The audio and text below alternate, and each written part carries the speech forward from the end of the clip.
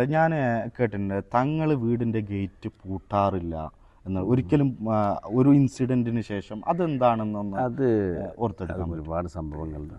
അതായത് രാത്രി വന്നിട്ട് ഒരു 5-8 കൊല്ലം മുമ്പാണെന്ന് തോന്നുന്നു, ഒരു മഴക്കാലത്ത് ഇപ്പോൾ ഈ സുഖമില്ലാത്ത ചില പേഷ്യൻറ്റുകളെ രാത്രി കൊണ്ടുവരും 1 മണിക്ക് 2 മണിക്ക് 3 മണിക്കൊക്കെ.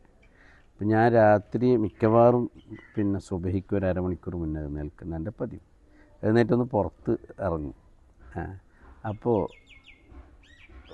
ഒരു ദിവസം അൽഹംദുലില്ലാ അവരിപ്പോഴും നന്നായിട്ട് ജീവിക്കുന്നുണ്ട്. ഒരു ദിവസം ഗേറ്റിൻ്റെ പുറത്ത് എന്തോ ഒരു ഇത് കാണുന്നു, ആളനക്കം പോലെ. ഞാനങ്ങനെ പോയി നോക്കിയപ്പോൾ സുഖമില്ലാത്ത 2 ആളുകൾ നനഞ്ഞ് നിൽക്കുകയാണ്.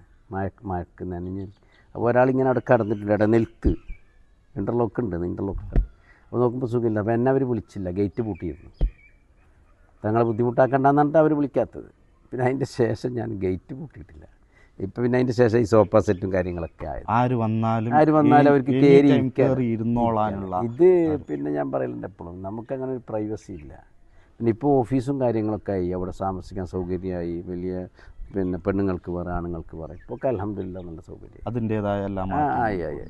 നമുക്ക് ആ സമയത്ത് വലിയ വിഷമം തോന്നി, അതുകൊണ്ടാണ് ഗേറ്റ് പൂട്ടുന്നത്.